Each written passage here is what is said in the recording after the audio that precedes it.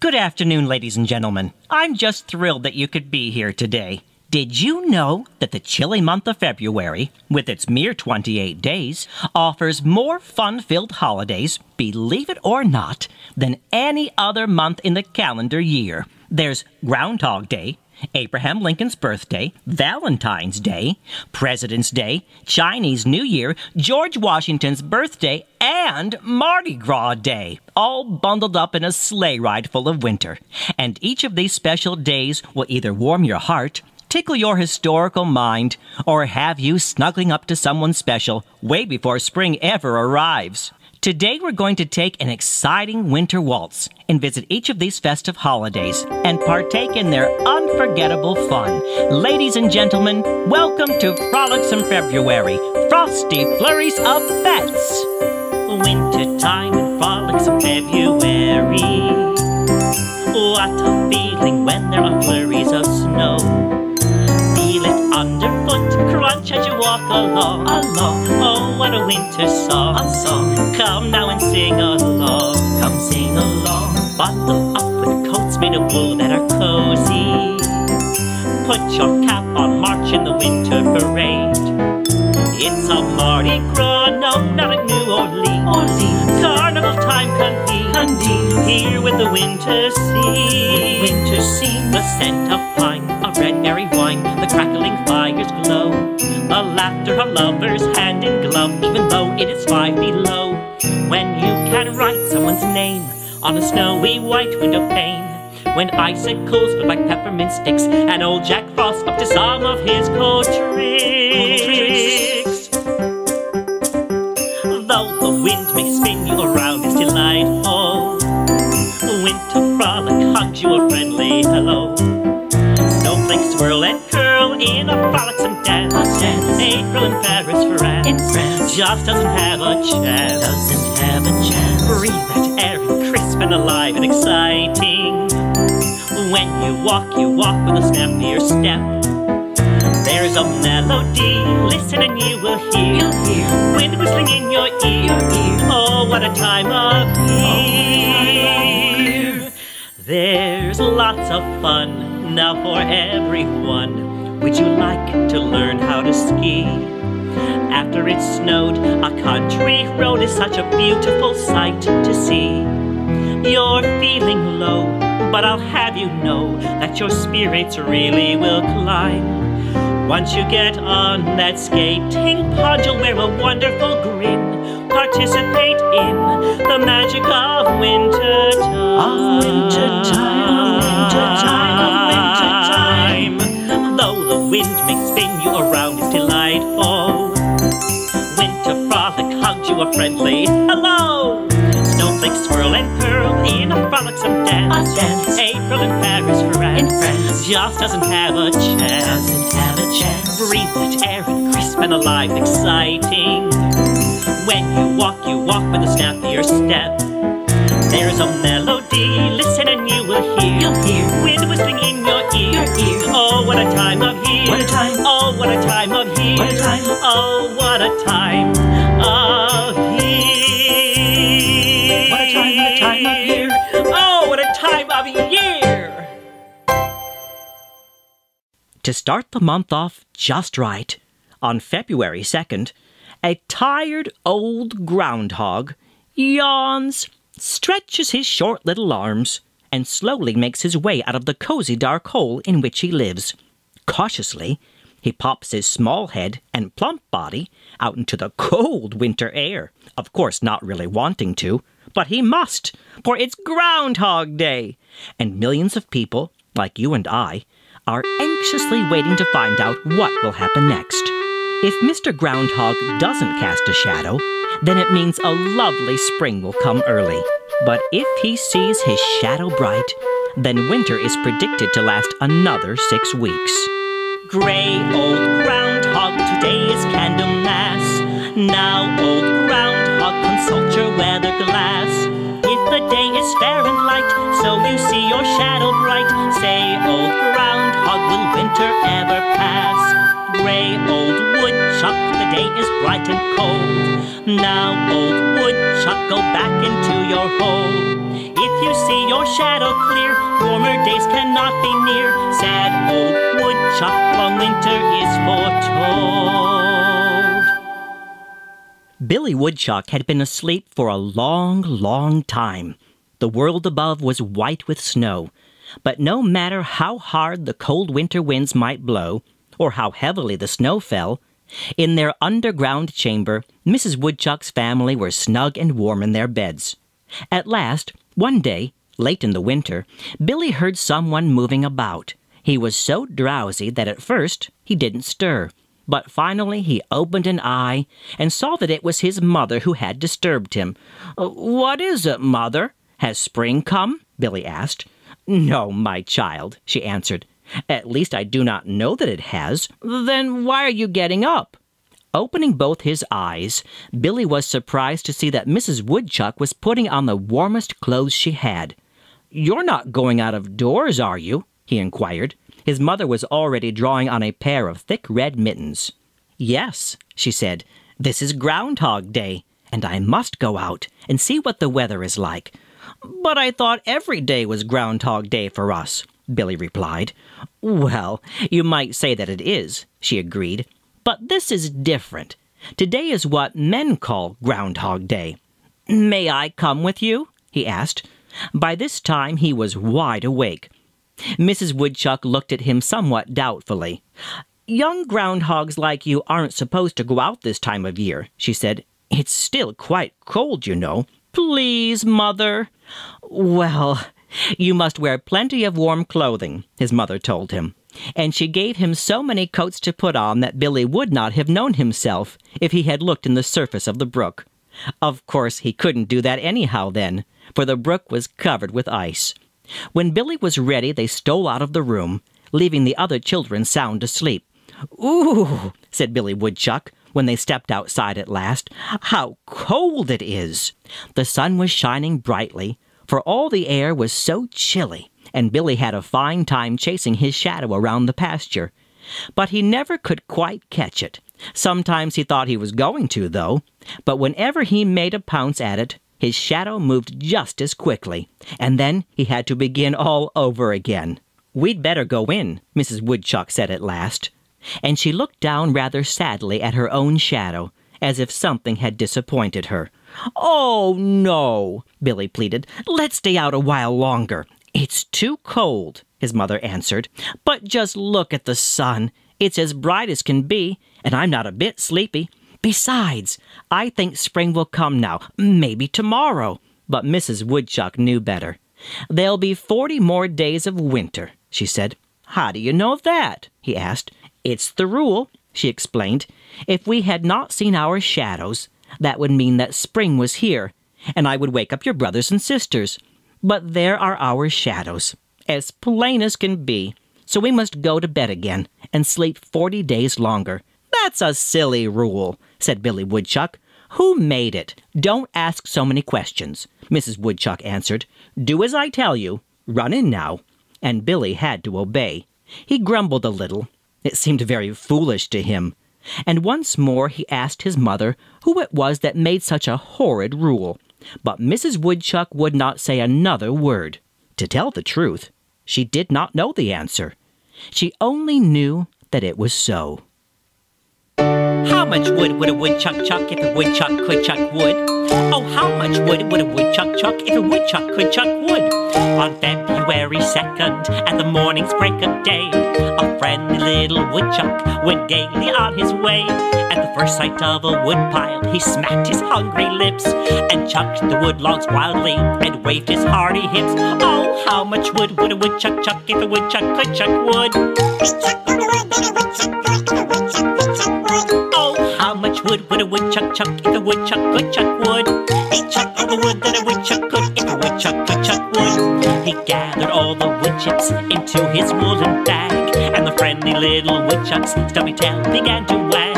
Returning toward his home ground, he proudly marched his feet, and when he reached his front yard, he stacked the wood so neat. Oh, how much wood would a woodchuck chuck if a woodchuck could chuck wood? He chucked all the wood that a woodchuck could if a woodchuck could chuck wood. Oh, how much wood would a woodchuck chuck if a woodchuck could chuck wood? He chucked all the wood that a woodchuck could if a woodchuck could chuck wood. He chucked all the wood that a woodchuck could if a woodchuck could chuck wood. Now let me look at my calendar for a moment. There's February 3rd, 4th, 5th, 6th, February 7th, February 8th, 9th, 10th, 11th, February 12th. Oh yes, Abraham Lincoln's birthday. Abraham Lincoln was the 16th president of these United States. Known as Honest Abe, he was. He served as president during the Civil War and saved the Union.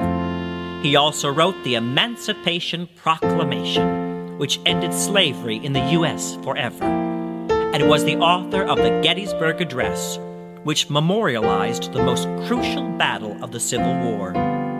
From the wilderness country of Hardin, Kentucky, came this man of true heart, who wanted what was best for not just a select few, but for all mankind. However, not everyone agreed with Lincoln's progressive views at the time, and unfortunately, he was the first president to be assassinated, which occurred on Good Friday, April 14, 1865, shot by a man named John Wilkes Booth in Ford Theater, Washington, D.C. No one will ever forget Lincoln's eternally important words, and this is what he said.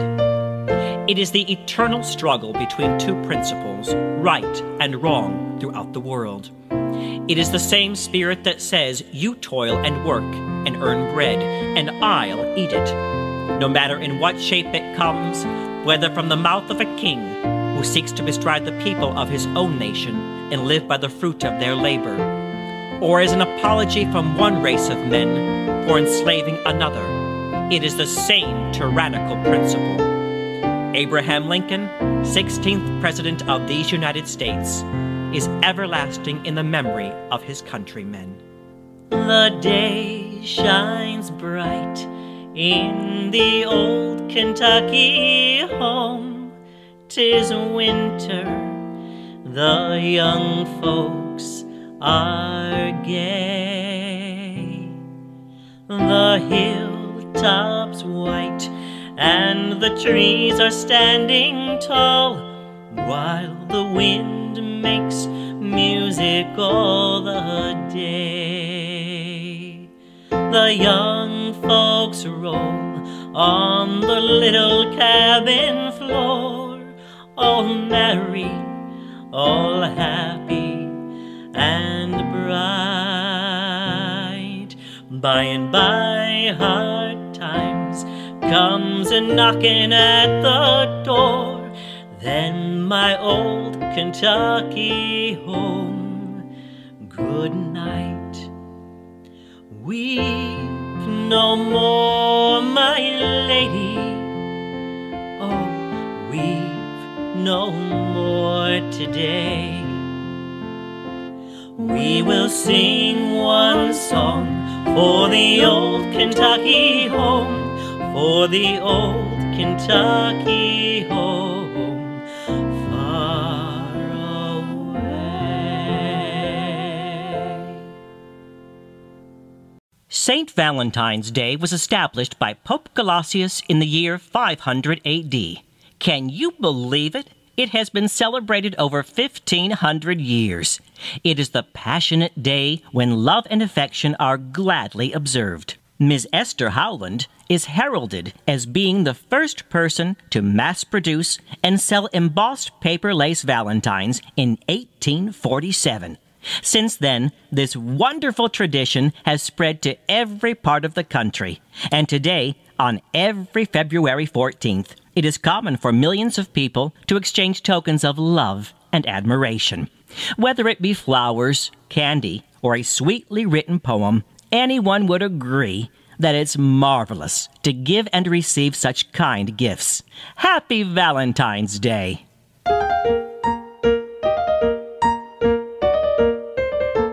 Looks like a cold, cold winter, plenty of ice and snow, but we'll keep the love light in our hearts aglow. Looks like a long, long winter, baby, what do we care? as long as we have this love of ours to share. It's gonna be cold outside, but it's gonna be warm inside. So we'll cuddle up by a cozy fire side by side. Looks like a cold, cold winter. Summer is far away. Until then I'll love you more and more each day. What could be more special than cuddling up by a cozy fire with someone you love?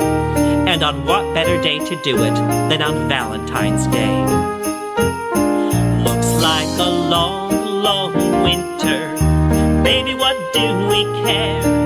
As long as we have this love of ours to share. It's gonna be cold outside, but it's gonna be warm inside. So we'll cuddle up by a cozy fire side by side. Looks like a cold, cold winter. Summer is far away. Until then I'll love you more and more each day.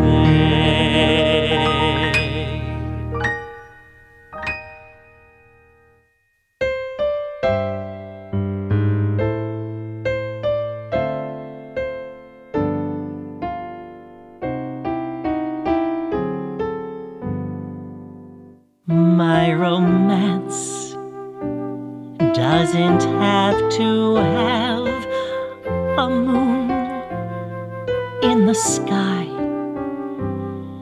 My romance doesn't need a blue lagoon standing by.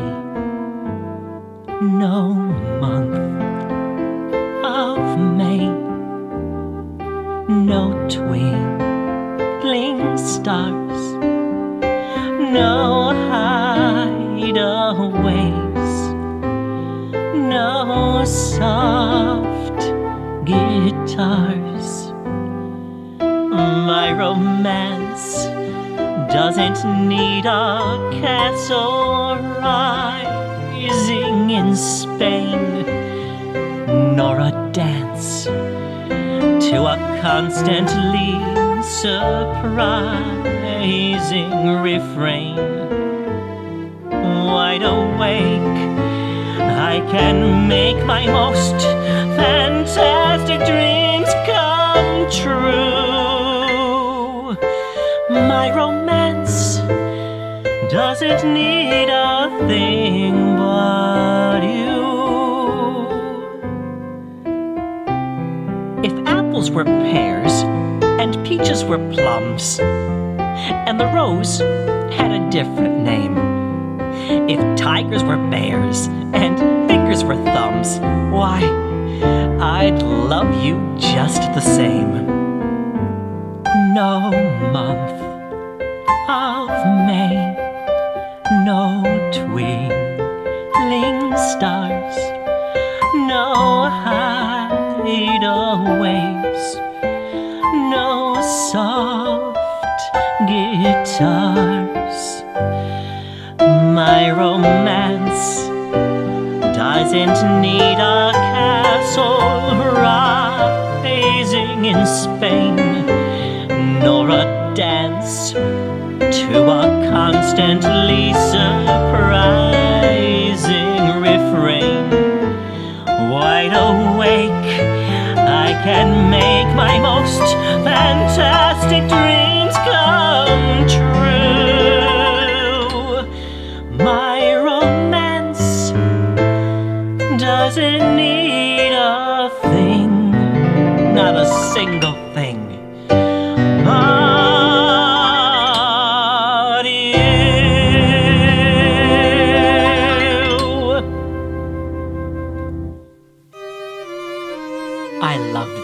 I love thee, 'tis all that I can say.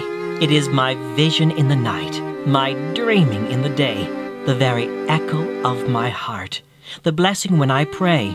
I love thee, 'tis all that I can say.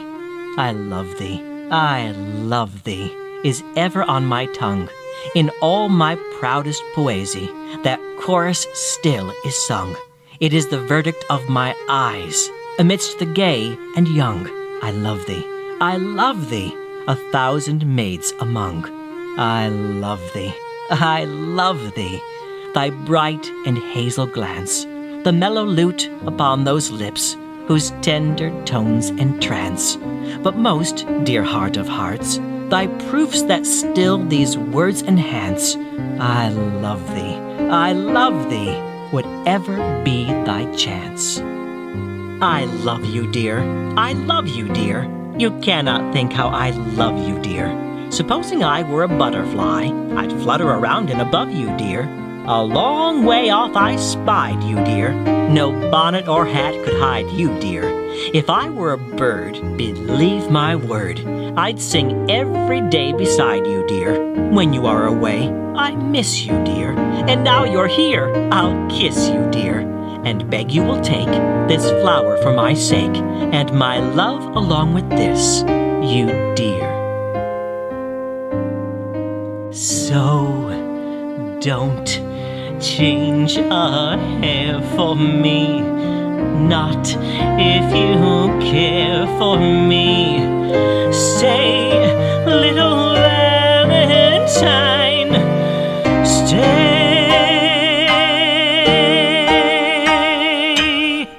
Each day is Valentine's Day.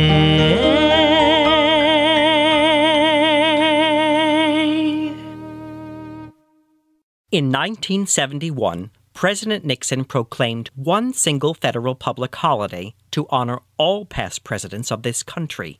This patriotic celebration, commonly known as President's Day, of course falls in the month of Frolicsome February. It's great to know that 4 of our most prolific presidents have been immortalized in stone on Mount Rushmore. Each of these 4 great men has helped make America the truly wonderful country that it is today. Over the black hills of South Dakota, on a mountain's granite face, there are carved the heads of 4 great men that time cannot erase. From the valleys, plains, and highways, you can see these heads afar, while the country round seems lighted up just like some beacon star. And these 4 men of honored story in our memories belong, like the rock from which their faces shine, unbroken, firm, and strong.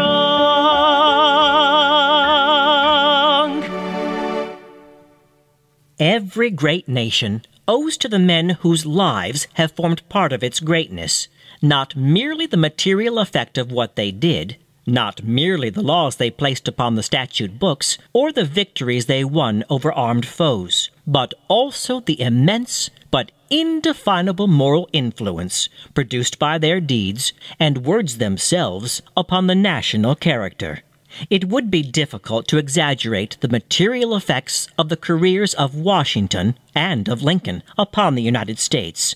Without Washington, we should probably never have won our independence of the British Crown, and we should almost certainly have failed to become a great nation, remaining instead a cluster of jangling little communities, drifting toward the type of government prevalent in Spanish America. Without Lincoln, we might perhaps have failed to keep the political unity we had won, and even if, as is possible, we had kept it, both the struggle by which it was kept and the results of this struggle would have been so different that the effect upon our national history could not have failed to be profound. Yet the nation's debt to these men is not confined to what it owes them for its material well-being, incalculable though this debt is. Beyond the fact that we are an independent and united people, with half a continent as our heritage, lies the fact that every American is richer by the heritage of the noble deeds and noble words of Washington and of Lincoln.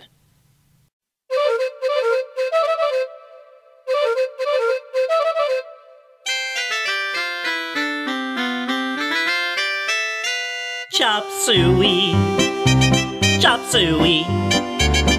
Living here is very much like chop suey.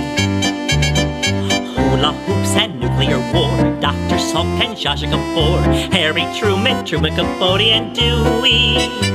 Chop suey. Stars are drifting overhead, birds and worms have gone to bed. Men work late in laboratories, others read detective stories. Some are roaming around the country, others sit beneath just one tree. Tonight on TV's Late Late Show, you can look at Clara Bow.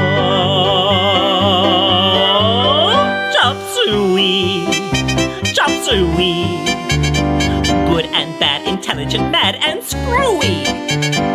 Violins and trumpets and drums, take it all the way that it comes. Sad and funny, sour and honey-dewy. Chop suey. Ballpoint pens and filter tips, lipsticks and potato chips. In the dampest kind of heat wave, you can give your hair a neat wave. Hear that lovely La Paloma, lullaby by Perry Como. Dreaming in your maidenform bra, dreamed you dance the cha-cha-cha. Chop suey, chop suey, mixed with all the hokum and ballyhooey. Something real and glowing and grand sheds a light all over the land. Boston, Austin, Wichita, and St. Louis. Chop suey, chop suey, chop suey, chop suey. Chinese New Year is an ancient tradition whose roots are obscure, but most historians tend to agree that the word Nian, which means year in Chinese, was originally the name of a beast that supposedly preyed on people right before the beginning of the new year. The Nian beast had a very large mouth that could devour many people with one bite. The Chinese were terrified of this menacing creature. One day, luckily, an old man came to their rescue and offered his help. He said to the beast, "I hear you are very powerful and can eat anything you want. So why don't you swallow the other wild beasts instead of people, who are by no means a challenge to you?" The beast thought about this notion for a moment, and then finally agreed, on one condition: if the old man would accompany him. Well, the old man agreed, and it turned out to be that the old man was an immortal god. He told the local people before he left to put up red decorations on their windows and doors, just in case the Nian beast came back, because it was the color it feared most. As they rode deep into the forest, the Nian beast ended up getting rid of quite a few other vicious animals that also threatened the Chinese. Finally, the people of the land were able to enjoy a much more peaceful life. Today, Chinese New Year is the biggest and most celebrated holiday in China and Southeast Asia. We here in America can also partake in the fun by visiting our quaint Chinatowns in New York, Philadelphia, and our most prominent in San Francisco. One can watch a thrilling parade and stroll up and down the cozy streets that are lined with brilliant red decorations and Chinese lanterns. Somewhere down where the lights of town are gleaming, somebody's dreaming out in old Frisco. His thoughts straight to a Chinese maid in Canton. 'Neath Chinese lanterns, mysterious glow. He says, back once more, I want to make my way. With little Oki say, I'm longing to be in a street of Chinese lanterns by that blue celestial sea. Almond eyes like diamond skies are watching and waiting for me. Soon I'll see that street of lanterns. With this western life I'm through. Little Oki say, I'm on my way to little Chinatown and you.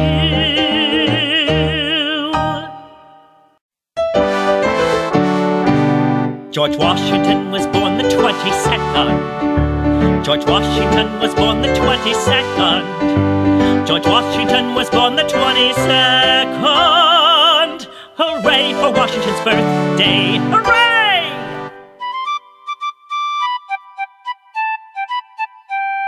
I suppose you've heard of Washington the Great, who fought the French and redcoats there upon the northern lakes. And when King George of England oppressed their lovely land, our country fought for freedom then with Washington the Great. He was the first great president, the first to rule this land, and everybody honored him down to a single man. He taught the people to be good and love their country too, and everybody sang his praise as loudly as we do. He loved the little children too and took them out to ride, and threw a silver dollar over Broad Rappahannock's tide. And when he died they buried him beside Potomac's wave, and raised a marble monument to mark a hero's grave. If all the people in this land his deeds would emulate, they'd grow to be like Washington the Great. No man was ever a more integral part of the building of this country than Mr. George Washington. He was head of the convention in 1789, held in Independence Hall at Philadelphia, which led to the drawing up of that vital document we still have today, the Constitution. Later in that same year, he was made the first president of these United States at the meeting of the new Congress right here in the Big Apple. Now that's New York City history, ladies and gentlemen. It was an office he richly deserved, after bravely leading his armies of courageous young men to the challenging fight against the British during the Revolutionary War. Every little lad and lass, boys and girls of every class, here beneath the flag of stripe and star. From the time they start to school, when they learn the golden rule, always have been proud of what they are. And every day with lessons done, they sing their song of Washington, a song of love that reaches near and far. First in war, first in peace, first in the hearts of his countrymen. That is the story of Washington. That is the glory of Washington. His spirit is here, his spirit is here. He's standing, commanding above. In word and deed, we follow the lead of the father of the land we love. When to manhood comes the youth, with the knowledge and the truth of the revolutionary fray. Proud he is to be a son of immortal Washington. Sacred is the memory of his day. Whenever drums begin to roll within the nation's heart and soul, a patriotic something seems to say. First in war, first in peace, first in the hearts of his countrymen. That is the story of Washington. That is the glory of Washington. His spirit is here, his spirit is here. He's standing, commanding above. In word and deed, we follow the lead of the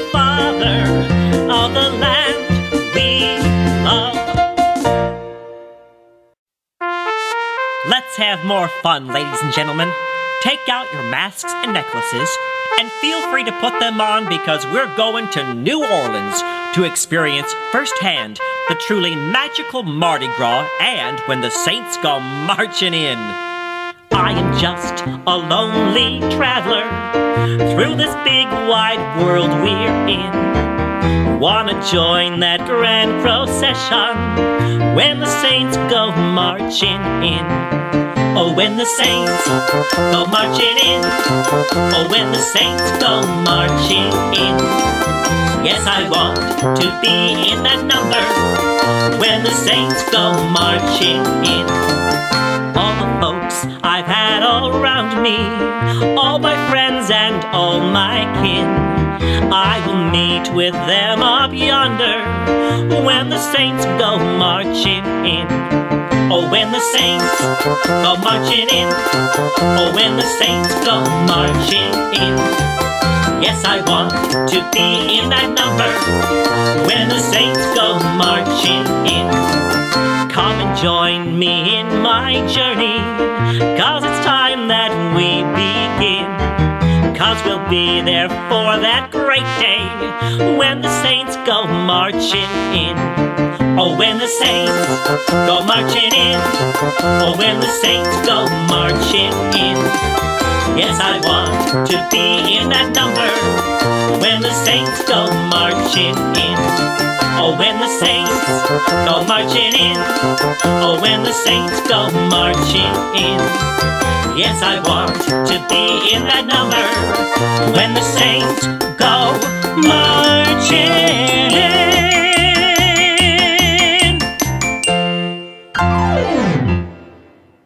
And as all the glitzy, gaudy, and glamorous figures in costume march up and down the old streets in the French Quarter, it is very possible, if you are standing alone, all by your festive self, that you might meet that special someone who will invite you to a romantic waltz at the Mardi Gras. Romantic, carefree, splendid night, a gay and glad pretended night, the magic moon above, lighting the way to our magic love. I begged for just one dance with you. Instead I found romance with you. I should have known not to trust that waltz. Was it a real love or just that waltz? While we danced as we dreamed at the Mardi Gras, was romance what it seemed at the Mardi Gras? Was the love that we made just a brief masquerade? Was it gone with the song that the orchestra played? With a sigh, with a glance at the moon above, was it just by chance we spoke of love? Or did you somehow feel that the wonder was real while we danced at the Mardi Gras?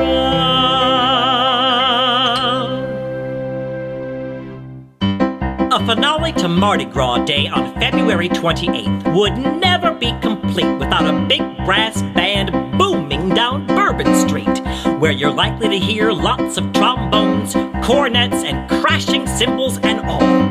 So come on, my honey, let me take you to Alexander's Ragtime Band. Oh, my honey, better hurry and let's meander. Ain't you going to the leader man, ragged meter man? Oh, my honey, let me take you to Alexander's grandstand, brass band. Ain't you coming along? Come on in here, Alexander's Ragtime Band. Come on in here, it's the best band in the land. They can play a bugle call like you never heard before, so natural that you want to shout for war. That's just the bestest band, what am? Honey lamb, come on along, Let me take you by the hand, up to the man who's the leader of the band. And if you care to hear the Swanee River play